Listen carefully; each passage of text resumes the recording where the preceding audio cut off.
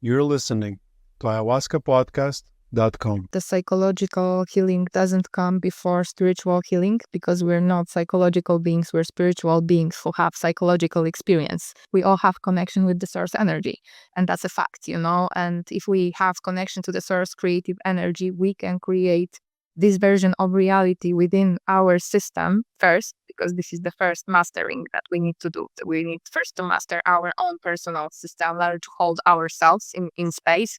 And the other thing, I feel like it was a grace. It was divine grace. I really believe I was healed. It's not that something that Paulina, did. It's not something that Paulina, did. This is not Paulina's work. This is, higher powers work that Paulina has allowed, to work through her in order to kind of heal and to recalibrate and change, actually really change and accept.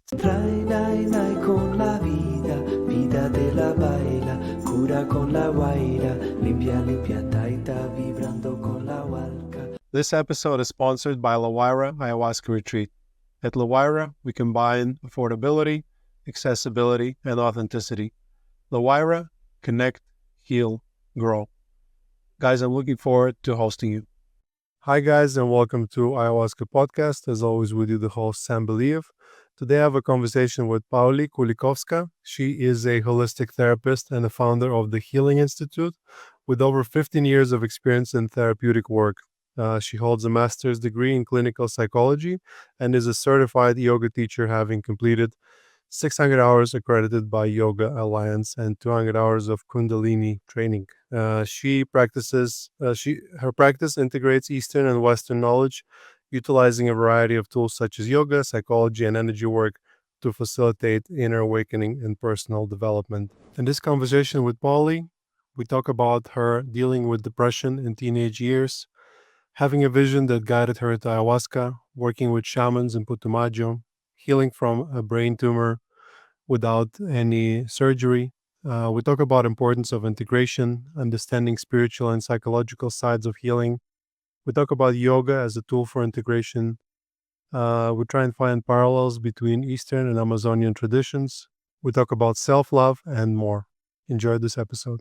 Pauli, welcome to the show. Hi, Sam. Thank you for inviting me. It's lovely to be here. Pauli, how did your life put you on this path of working with healing, working with plant medicines? Can you tell us your story? Yeah, I can share it. It's a little bit long, so long story short, I was very depressed when I was a teenager, and I sought help. I went to psychotherapy, and I was it took 1 year, and it wasn't giving any effects. I was just getting more and more depressed. It was getting worse and worse. And one day I had a dream, and it was very different from all the dreams I had before. It was very vivid, and I was in a jungle, and I was surrounded by 12 Indigenous women who were half naked. I don't know if it's relevant, but maybe it is. They were putting smoke on me with feathers. Now I understand the context, but back then, I was 18, 19, you can imagine like how weird it was. And I woke up with the words puras. I heard purasa, I didn't speak Spanish at the time, which was also very, I could say, weird for me. So I Googled what purasa mean, and I found that it means cleanse your thoughts.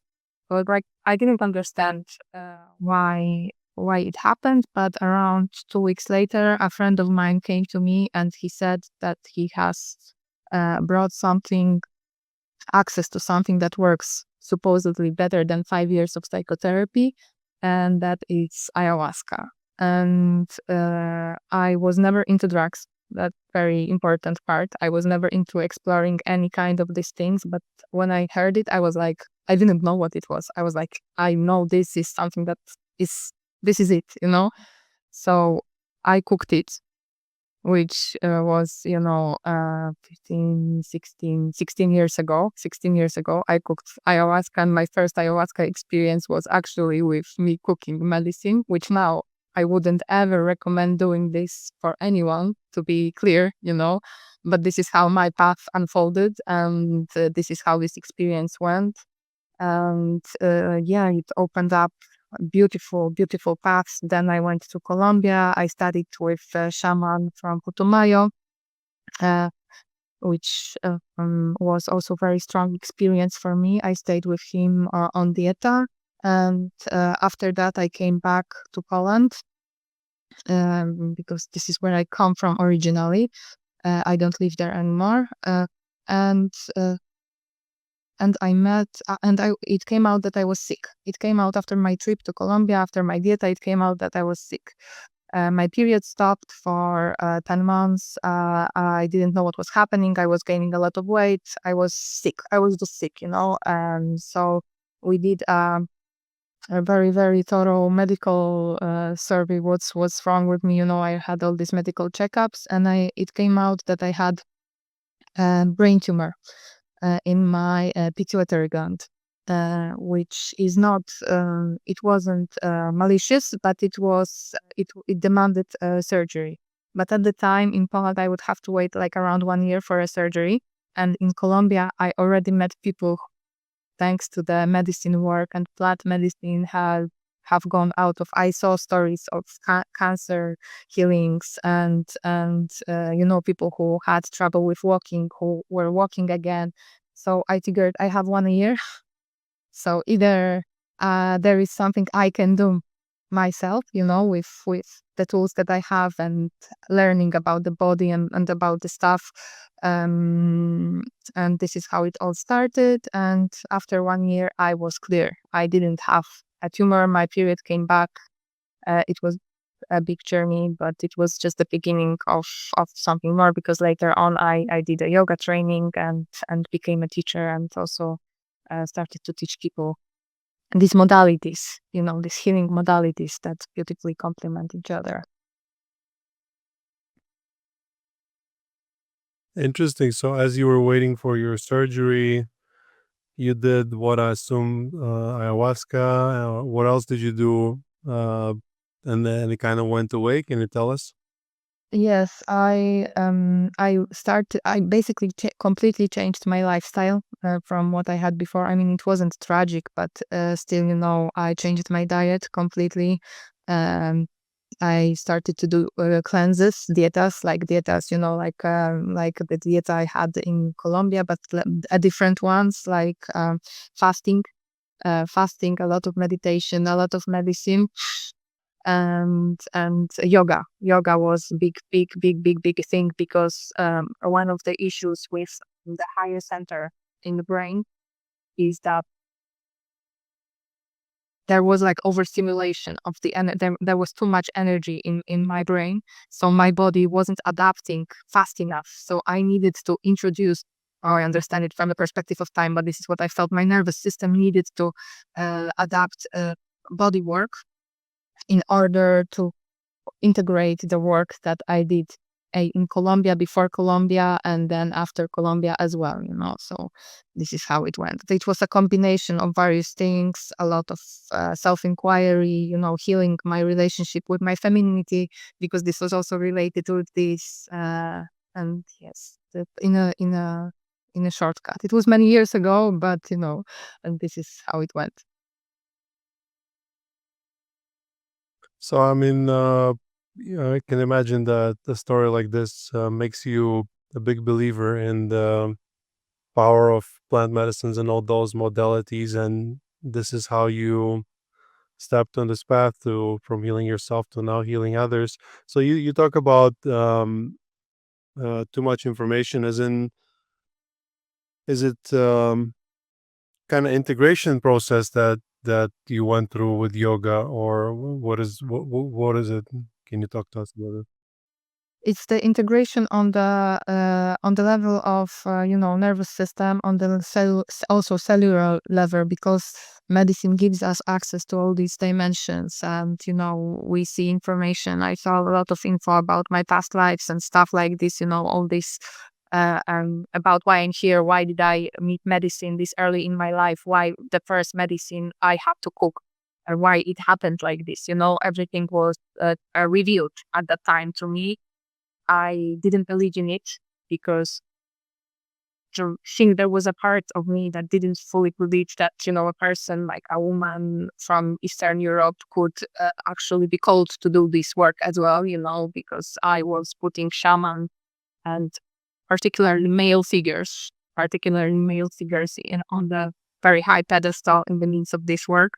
And medicine kind of explained that there is needed more balance, more feminine approach, more gentle approach with more gentle medicine work, with proper preparation to do it, with adapting the body first, with solving the emotional issues, kind of the first layer before we even introduce the medicine, to do the work that she can do. So yes, yoga, definitely meditation, but yoga I see as part of meditation practice is needed because also I met in my history with medicine. I went through various communities and met a lot of people, and I met people who live from ceremony to ceremony and nothing changes in their life. They just introduced medicine and they say they're sitting in the light, and basically they're still addicted to alcohol. That their relationships are shit. Sorry for saying that, but it's like nothing is changing. Communication is not changing. The relationship with themselves is not changing. Um, so ayahuasca showed me on a very deep level how important it is to do the homework, to do what she says. When she says there is a guidance, you have to do the homework in your daily life, build your practice, build your discipline, and actually, be what you are in the means also of what you preach you are. You know what I mean? It's like be integral in this. So yeah, this is how it was. And yeah, that's like I don't know if this is a moment, but I wanted maybe to add. I had a huge problem internally with facilitating medicine, because of the fact that I understand the context where it is coming from, that this knowledge, this sacred relationship with earth, with plants, was carried by people, by indigenous people. They paid tremendous price for it, and now we white people coming there and we are claiming like this is something that we can do. And I had a huge conflict with that. But medicine also showed me that. I've met many people like this myself, where they come to ceremony and another ceremony, and they seem to never change. And it's a trap for all of us. I've been there myself as well. What I do like about ayahuasca is that sometimes they can also show you not to do it. And I've had experiences where once I came to ceremony too soon, and it was like, "Why are you back so soon? I gave you homework," and then it kind of punished me a little bit. So that's the beauty of this medicine. It's kind of self-governing. And you mentioned feminine. I've had some great experiences with maimas, which are female shamans here in Colombia. And yeah, some of my very profound experiences were with female shamans. So I think there's beauty in that. Actually, I've been in the ceremony once where both the husband and the wife, they were both shamans, so Maima and a Taita. And it was a ceremony where I had one of my biggest sort of breakthroughs. And it has to do with healing, so I'll share it later, and maybe you can give me your opinion. But yeah, there's definitely space for.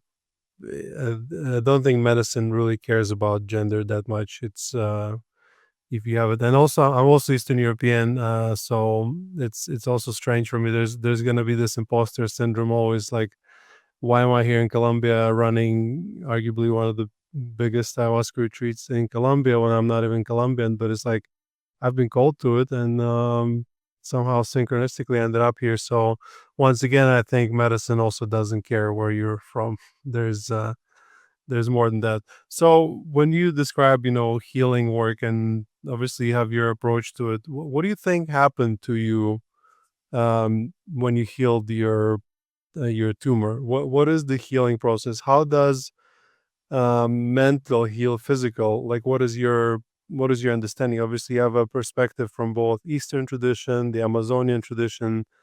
How does one heal physically? I think all comes up to really integrating that that the psychological healing doesn't come before spiritual healing, because we're not psychological beings, we're spiritual beings who have psychological experience. So this was the biggest shift in my experience, and this has kind of um, gave me this access to this power that we all have. It's like we all have connection with the source energy, and that's a fact, And if we have connection to the source creative energy, we can create this version of reality within our system first, because this is the first mastering that we need to do. We need first to master our own personal system, learn to hold ourselves in space. And this is one thing. And the other thing, I feel like it was I it was a grace. It was divine grace. I really believe I was healed. It's not that something that I, Paulina, did. It's not something that I, Paulina, did. This is not Paulina's work. This is, higher powers work that Paulina has allowed, to work through her in order to kind of heal and to recalibrate and change, actually really change and accept the work that I am here to do. I don't want to talk about myself in the third person, but this is how it is right now, and this is how it's growing more even in my life, because the healing, from my perspective, never ends. It's like I'm, awakening gets more and more sublime, and we are getting to these new levels of awareness. Um, and as we gain awareness and consciousness within certain dimensions of our existence, we are able to actually be that, realize ourselves as that. And now, for example, my path has led me to Tantra, and through Tantra, I'm exploring, a complete, I won't mention traditional Tantra, not the Western Tantra where, it's sexualized, but the traditional Tantra with, um, big practice with energy forms, with the bathas, it's called the bathas. And, we need to kind of know our place in all this. Yeah, I love the Lakota approach to this is like the humans are the most and should be the most humble of divine creations, because we were created the last, uh, and this is what healed me, in a way. Also this humility, realizing this is not me doing this work, this is divine's work. So this is how I would explain it. But it's multidimensional. It took a lot of time, really. It wasn't just 1 year. After 1 year, I didn't have tumor, but I still had issues. There were still issues to deal with. It's not like, oh, wow, now after 1 year, you can do this. No, it took many, many years. I'm doing this 15 years already. And I'm saying that it's still ongoing work. It's never ending work. And yes, so this is how it goes. Yeah, sure. Obviously, you have a healing institute, right, where you, I assume, teach people how to heal. And but also you described that the healing is a mostly first person project. Like you have to heal yourself. So how does what is the job of healer in that case, and what is the job of plant medicines in that case? Like how do I'm trying to like create a succinct picture of how, like, let's say somebody who's listening to this episode and they're sick physically. Walk them through how to not be sick anymore. Wow, that's a task I wouldn't even, dare to take, because there is no one solution for one person. And this is also one of the approaches that we have in Healing Institute. The Healing Institute is a space which aims to connect various modalities and techniques and integrate the Western with the Eastern or the Indigenous as well, because we're creating a space or a table where everyone can sit and where everyone's voice can be heard, and where everyone can be heard, for who they are, with the knowledge, with the wisdom they're carrying, even if it's not realized yet, because people come whom I work with, those are beautiful beings who have tremendous potential, and they have a voice, healing voice as well. Um, so The aim of, as I said, the aim of Healing Institute is to create a safe space for self first, self growth. We are teaching tools. We are teaching ethics. This is very important. The first thing, and it doesn't matter really which modality, which healing modality, whether it's yoga, tantra, whether it's some other, like Reiki or plant medicine. Like, it's very important to have this core of ethical conduct, because it's very easy to get lost, from my perspective, especially when you start to do this not completely material work. You know what I mean? It's not like it's something that is tangible in the means of you're making a table. You're not making a table. You're working with a human being, with energetical system of human being, with psyche of human being, with spirit of another person. So it's a huge responsibility, and we need to kind of learn to kind of train our mind to find the correct alignment. So this is what we're teaching energy hygiene, we're teaching tools, we're teaching ethics, and now we're aiming to, this is the actually next year goal, we're aiming to connect with the plant medicine retreats. We already have contacts, but we want to make projects connecting, organizing retreats for people who want to go to the Amazon, or to indigenous communities, whether it is in America, South America, or in India as well, because there is a tremendous wisdom here as well. Um, and this is what we want to do. We want to connect everything into this beautiful, like, so that's why we're doing it, because there is no one way for one person. Everyone will need something else, a little bit different approach.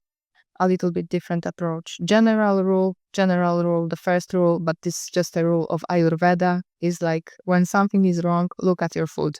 Look at what you're eating, look at your consumption. This is the first rule for everyone, no matter what is Ayurveda says. Start with food. So start with what you are actually ingesting in your system. So this is the only thing I could recommend to anyone, really. Yeah. You're hypocrite Hippocrates said, your let your food be your medicine, and let your medicine be your food, or something like that. I mean, that's a notable goal, trying to bridge those gaps and bring, Western knowledge together with Eastern knowledge and together with the indigenous knowledge. We're kind of at it as well, except for, I mean, we run ayahuasca retreats, so it's very indigenous, and we're part of a tradition, an indigenous tradition. That's just kind of our core. And then we have integration circles, or we have integration coach and therapies, and we talk about shadow work and stuff like that, which is kind of a Western approach. And then we do yoga and meditation, which is Eastern. So it's like that we're also trying to find our way to make it all balance out, obviously with the big focus being on ayahuasca, because I do believe that if you come to ayahuasca with your health issues, it will probably show you what, you say it's different for everyone. It might show you what you need. If you're really ready to listen, it will show you. Um, what I want to ask you, so you mentioned Reiki and Tantra. I'm very interested in all those topics, and I was not at all before I started working with ayahuasca. Ayahuasca was the door for me to all those possibilities. I used to believe in nothing. I'm an engineer by trade. I was very non-religious, very non-spiritual. But now I've seen some stuff, and specifically in my case, the journey that I described with the female shaman and her husband, ayahuasca. I was just looking how to not be depressed, and that's why I was drinking ayahuasca. I was just from a very sort of scientific point of view, well, yeah, it's going to come into my body, and it's going to give me more neuroflexibility and increase my BDNF, and then I'll be not depressed anymore. Like, that makes total sense. And then it was like boom, and it showed me like how universe works and all this crazy stuff. And one of the things the medicine showed me was that I am a healer, and it was like very uncomfortable to me because I've not ever thought about this, and it was just weird. It was just like, what are you talking about? I'm here to heal my depression. I don't want to be a shaman. I mean, like a lot of people do, but I was like, that's not what I want. So I resisted somewhat till this day. However, it just keeps showing me more and more. And even my very last ceremony was he was kind of showing me that again, and I was with having a moment with my wife where she's going through something, and medicine was showing me how to sort of synchronize her. And it's like words cannot describe what that process is like, but it does still keeps happening to me. And then I had this connection with my shaman, which I noticed, and he also noticed, and we talked after it later. So it's all real, basically. All the craziness, all the energy stuff is real. I'm still resisting it. But let's say, how does one go about that?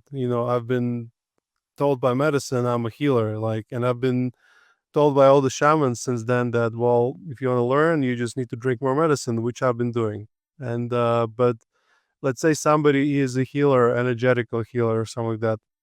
What do they do to hone that craft? Because obviously there's not a university you can go to. Yeah, the thing is, from my perspective, I can totally relate to your story. Like this is, I feel you. I feel you really with this resisting this healing part and the healing energy and the fact that you have access to this information, how to help people, what to do in a particular moment, but you're listening. That's the thing, you're listening. And I think this is the answer, really. Listen, just start listening, just if someone, because I know there are many people who don't feel good enough about themselves, about their, I don't know, corporate lives, now they meet medicine and suddenly they change their paths and they claim they're healers. Everyone is a healer. If that's a fact. Everyone is a healer. Everyone has access to this energy, but not everyone is attuned to it.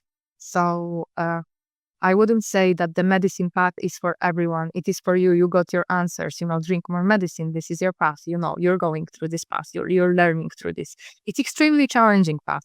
People think drinking medicine is super pleasant. No, it's super challenging path. So I admire deeply you for doing this and following it, following your calling, because I can imagine also with moving to Colombia and opening a retreat center, it can't be really easy. Um, but I would say the path of learning would be different for everyone. But what is important from my perspective, for everyone, is to develop a personal practice, some kind of personal meditational, body mind practice, and start to pray, connect, manifest. You call it how you call it, for guidance, because I'm saying that for everyone with whom I'm working and now as well, there is no one path. All the paths lead to, are led by this universal energy, and there is one path is not better than the other.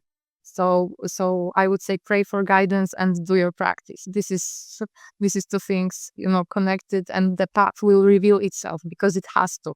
It has to. The universe responds to our energy, of course, according to our karma and all that stuff, but some spiritual teachers that even say that even reaching or claiming that, for healing energy or for God has to mean that we have worked for it, that there is like uh, a container of good deeds, yes, of certain level of consciousness that we have accumulated that is elevating us, and we can use this energy to elevate further with evolution, because this is the path of evolution, like basically, realizing uh, the healing.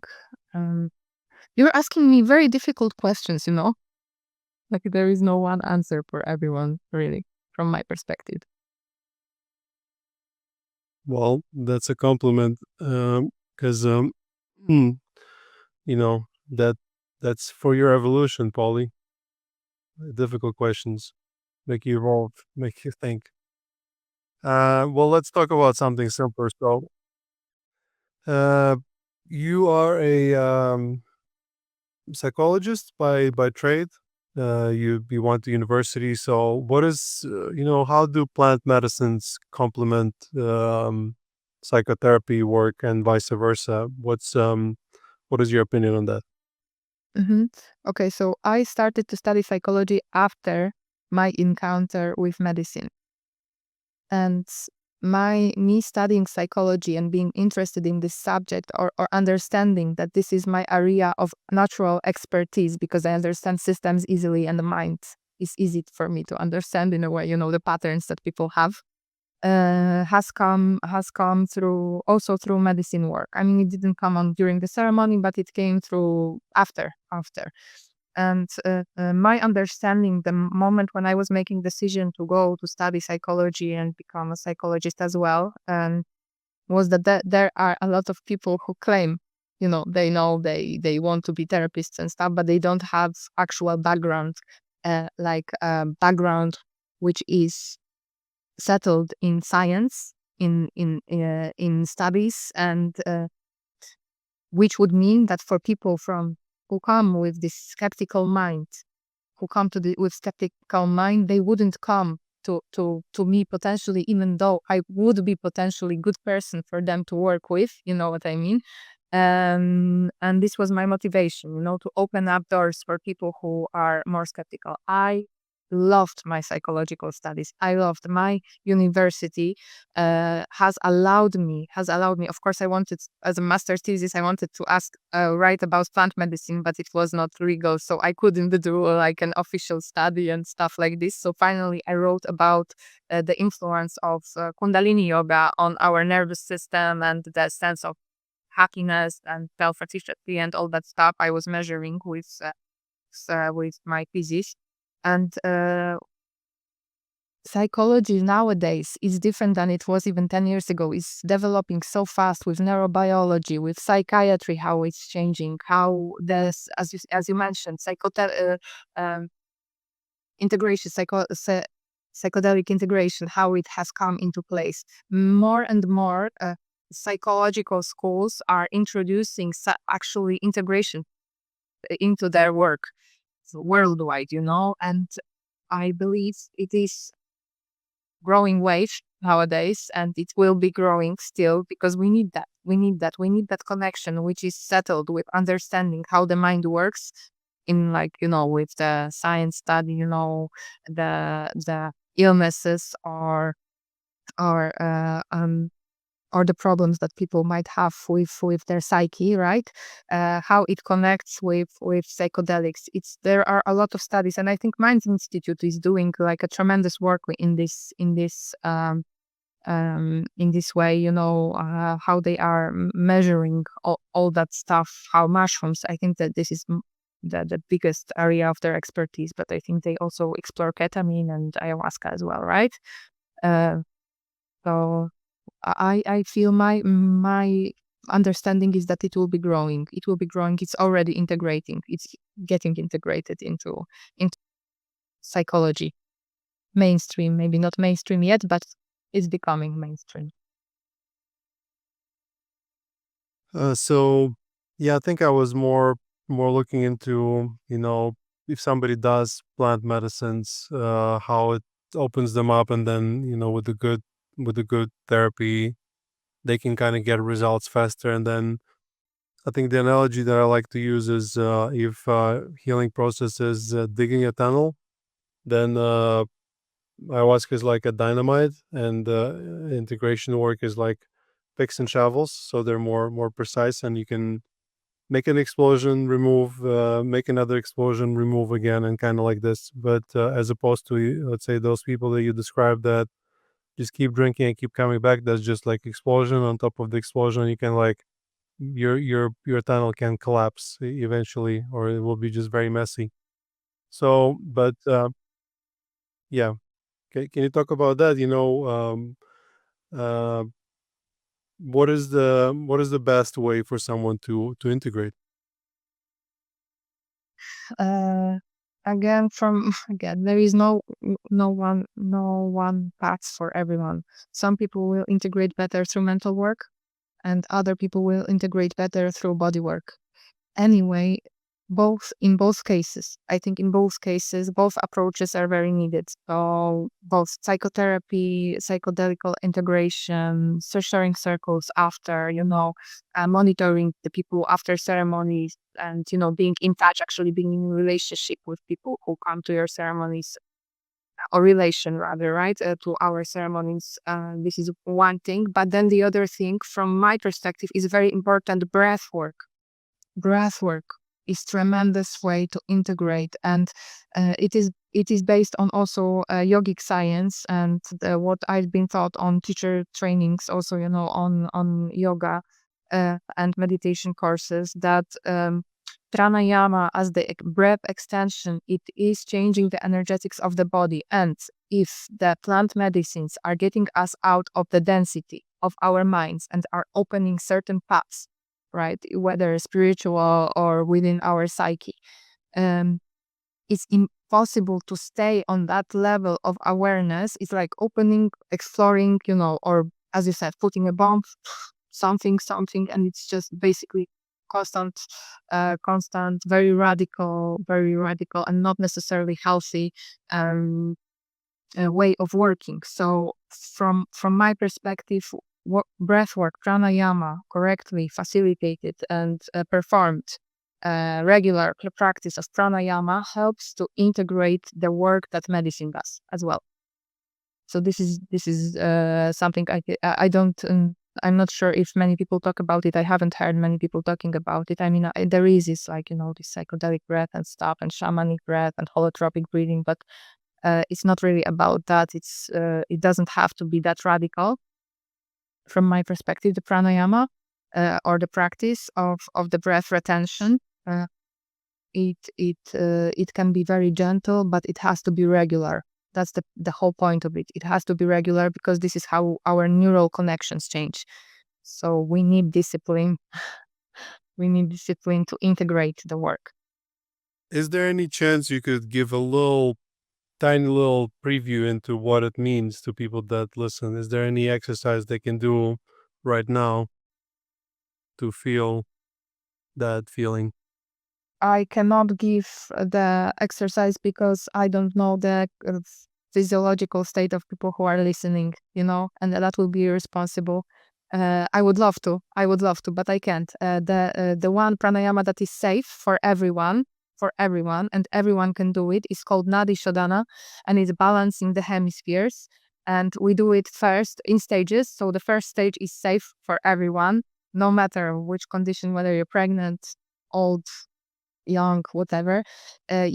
We divide it into 5 parts. So 5-second inhale, 5-second stop, 5-second exhale, and we exchange the nostrils. So we start with the left nostril. Inhale.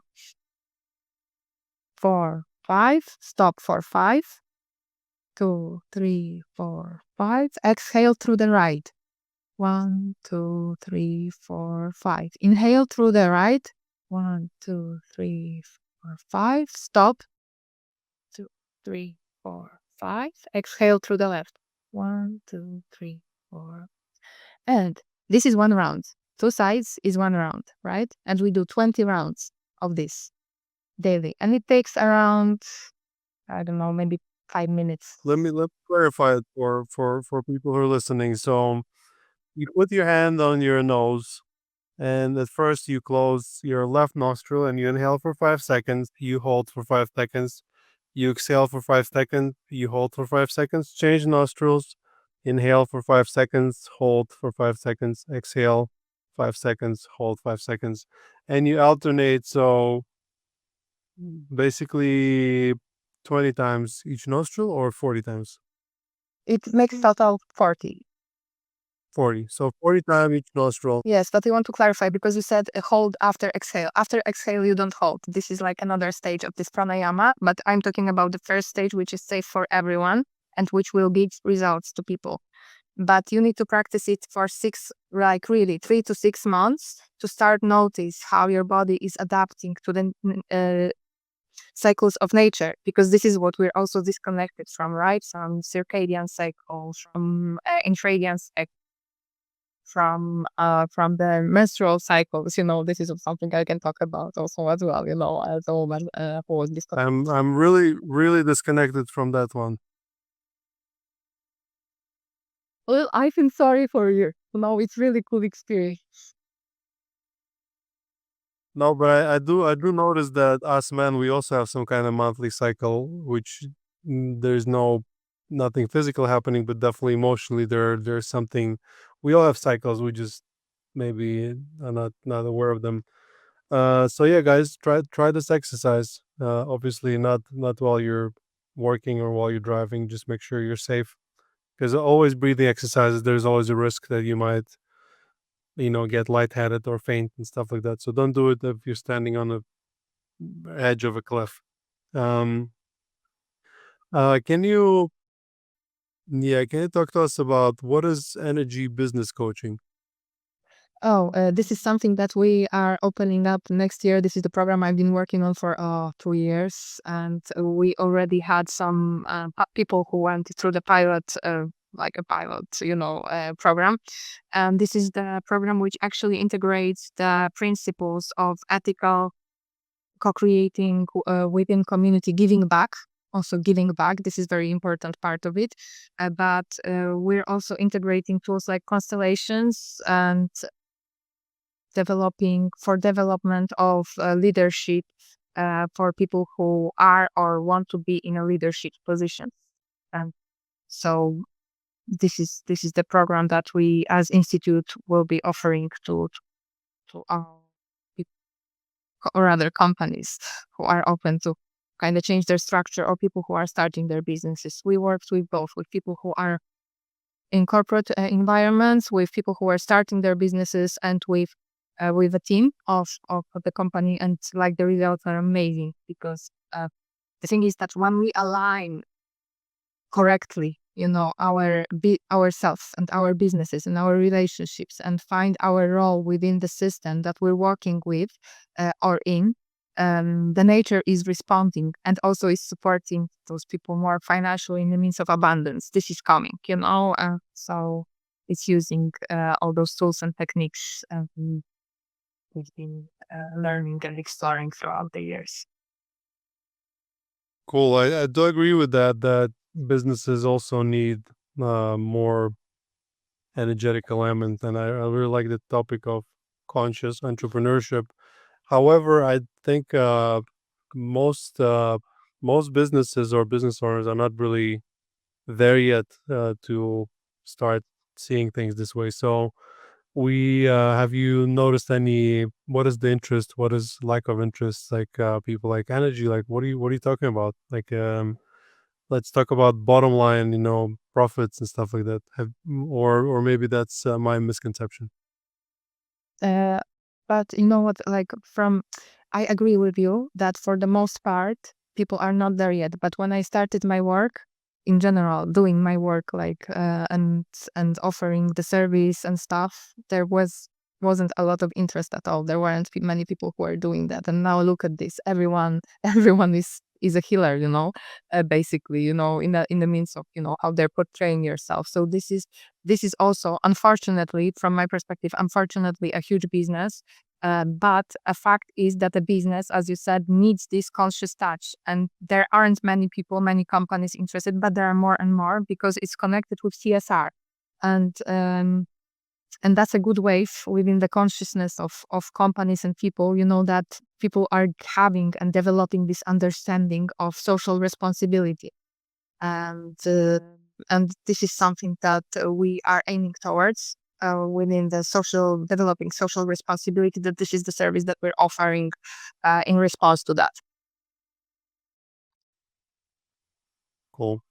We had once an ayahuasca retreat where we had the board of directors of a company, and there were five of them. They came for a private retreat, and it was really really interesting. They got a lot from it. I can imagine, yeah, if we could get big companies to start making, one retreat a year, it could make a lot, give a lot to them, and also to sort of group cohesion. If they're to make sure they're all on the same path, because psychedelics Also, it's not just about healing. It's also there's a big boost in creativity that happens through them. I know you like topic of self love. Can you tell us how does one love themselves? Mm, the how? That's a very good question. Through awareness, through self-awareness. We love ourselves through self-awareness. This is the only path from my perspective. We can have all these tools, like Ho'oponopono, tapping, EFT, trauma release exercises, yoga, body work, even Tantra and all this stuff. But it's nothing without awareness, without self-awareness. Uh, because all those tools are just tools at the end for developing self-awareness. If we are aware of who we are, there is not a possibility of not loving, of not loving ourselves, because this is our essence, uh, and this is what we are aiming to connect to back. It's not like an activity. It's really loving ourselves is not an activity. It's an developing self-awareness of who we are. And what's the best way to develop the self awareness? Again, we're coming back. There is no one way. There is no one way. But there is, again, I'm coming back. Practice is needed. Practice is needed. We've been conditioned. We've been conditioned so long for, through generations, and we carry generational trauma uh and the information about difficult stuff that happens to our ancestors as well, in the lines that where we are born in these families, in these lifetimes. And all this needs to be released. So we need practice. We need practice. We need tools. We need plant medicine. From my perspective, it's not for everyone. Again, not for everyone, and not at every moment of their lives, for sure. Uh, I feel, and especially when it comes to plant medicines and using them as a tool for developing self-awareness and self-love, uh, I feel one has to have a calling to do it. Because I had experiences where people came to me, especially in the beginning. Now I'm working differently, but in the beginning of my work, when people were coming to my ceremonies out of curiosity, what is this ayahuasca? What is this thing? And she didn't work. She didn't work because the intelligence of the plant medicine is so tremendous that she won't, from my perspective, she won't allow the misuse in the long run, or not having the right mindset or the right intention. The other thing is that she could potentially work, or someone can get, some slaps for and have very difficult experience, when they are not really approaching it with respect. And I feel this is the responsibility of facilitators to actually implement more respect to medicine before serving the medicine. Yeah, I agree with that. The beauty of the medicine is that it is it has its own sort of mind, and we do notice that we have 4 day retreats, 1 week retreats, 11-day retreats, and 18-day retreats. And people who come for 4 days, generally they tend to be people. Not all of them, but there's always more people in those smaller groups, shorter retreats where they just want to sort of cross that off their bucket list, this ayahuasca thing, and they come for curiosity. But because we create a container where it's like as ayahuasca is can be used for healing. It can also be used for growth or spiritual exploration. There's just so much that you can do with it. Our container is set focusing on healing specifically, and then because let's say majority of the group are coming for this reason to heal, then it kind of makes them thinking, and they start setting intentions and kind of realizing, yeah, maybe there is through group sharing, they kind of realize that yeah, there is something I could work on as well. So they then get this intention when they come to the ceremony. They understand it, and then they maybe not that it doesn't work, but they see something, but maybe don't get to completion. And then they come. A lot of people come back for 1 week, and they're like, "Yeah, now I know what it is because I think it's really hard to imagine. Let's say you're from Eastern Europe as well. Majority of people in Eastern Europe are pretty very high disconnected from spirituality. It's I mean, there's some religion still left, but it's mostly just a thing. It's not like a real spiritual practice. And I don't really see, for example, my dad. I don't really see him all of a sudden sitting down and starting to meditate. Like that seems like a absolute impossibility for me.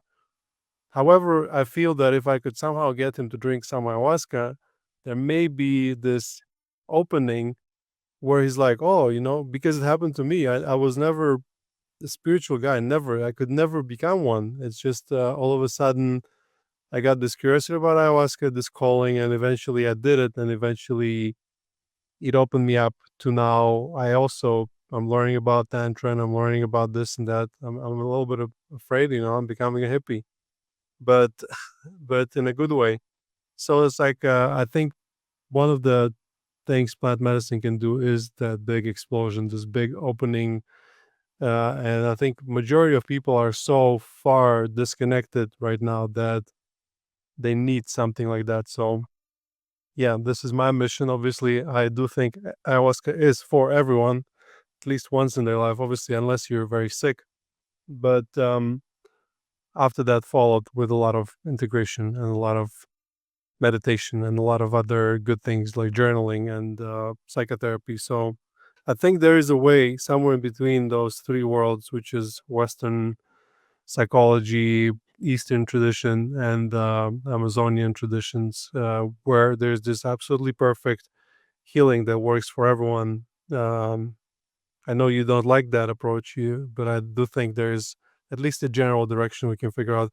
Have you been able to see some parallels between work you did with ayahuasca and some of the Eastern spirituality knowledge? Obviously, you're in India right now. Yes, I can answer that question. Just wanted to refer to what you said about your father because this is exactly the case with me and my father. I was trying to convince him, and once it almost happened. He was even dieting to prepare for the ceremony, but at the last moment he chickened out and he didn't go, so mission failed. But again, coming back now, why I'm saying it's not for everyone, because not everyone has this karma or will, they not everyone wants to grow or develop or change anything in their life. That's why I'm saying that also. So it potentially is for everyone. I agree with you. It is potentially for everyone, but not everyone, is open or ready for it. So this is one thing. And when it comes to parallels, I see actually a lot. A lot. That's why the vision of the institute is the way it is at the moment. And when we study how people were migrating and what was the story of humanity, and how all the traditions were kind of intertwining with each other, the paths were they were all influencing each other. Like for example, Polish language, it's like like a Indo-European language. It's not coming from like oh God, I forgot the name of this language. The most languages now come from it, like French, Spanish, Italian come from Latin. Latin. Sorry, I forgot for a moment. For Latin, so Polish is not coming from Latin, right? It's not also connected with German or with English, but it is connected with Indian, with India, with Sanskrit and with Hindu language. So we all had these influences that we so my observation is that first of all, every tradition is talking about the same thing in a different way, depending on the context. Depending on the context and the culture, it is a little bit different. What I love about India and India traditions and the Tantra is that in this land, the tradition was kept very strongly. It's like with indigenous cultures, and but it was a little bit more, I would say, elevated because it was like a huge, huge country. India always was a huge country, which was abundant for most of the time, until Englishmen came. It was very, very rich and abundant country. So the fact that there are still teachers and gurus and masters who have kept the tradition, which was, transmitted in a very particular way. And even now, with traditional Tantra and the Pidam, the bank, studying up in Sri Vidya, Tantra in Kerala. It's traditional.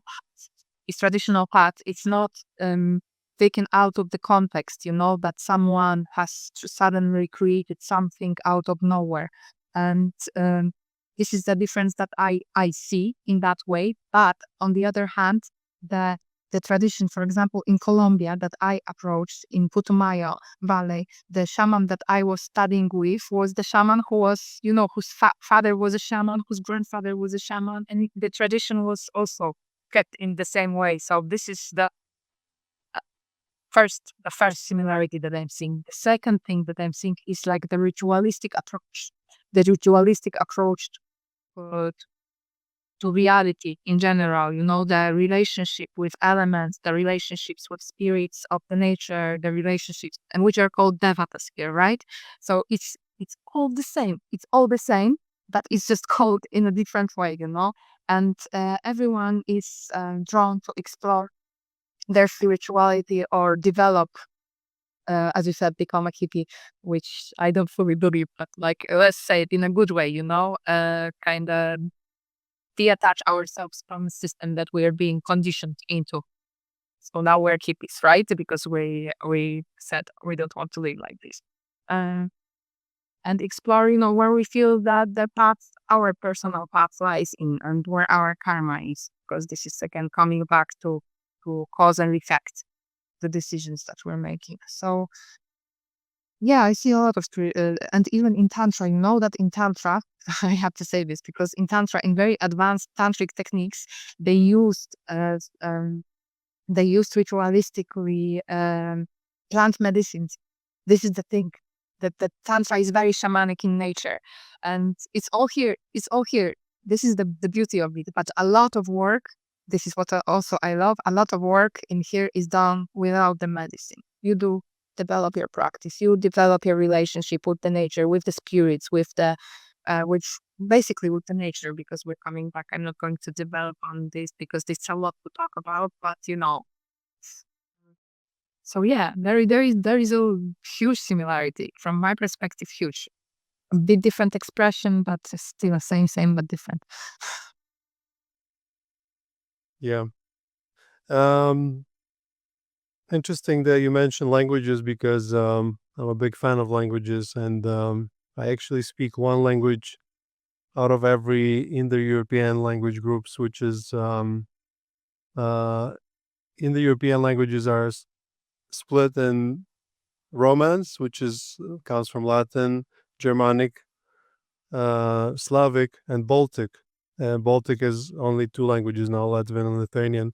Interestingly enough, Baltic languages are the closest living languages to Sanskrit. So, for example, the word in Sanskrit for God is what deva or dieva, and in Latvian it's dievs, or in Lithuanian it's dievas. So yeah, it's pretty cool. A lot. It's those are the closest living.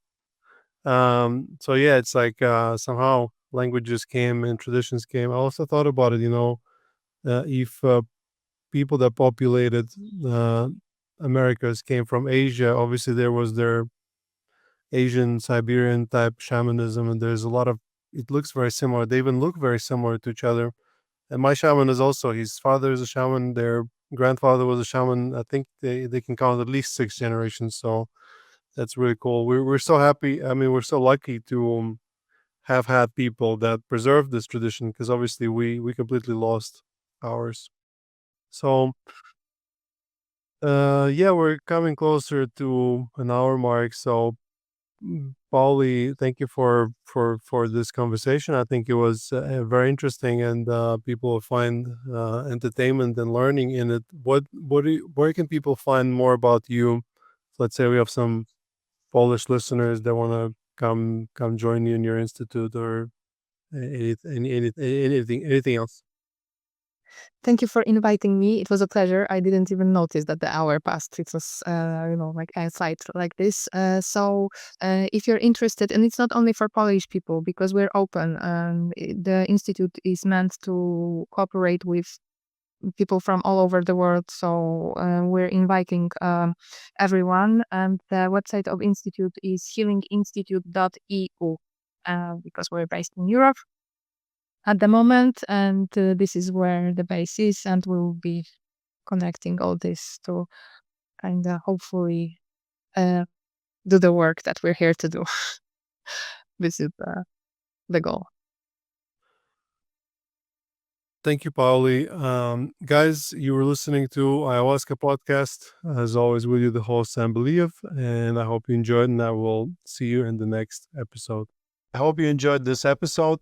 If you'd like to support us and psychedelic renaissance at large, please follow us and leave us a like wherever it is you're listening. Share this episode with someone who will benefit from this information. Nothing in this podcast is intended as medical advice, and it is for educational and entertainment purposes only.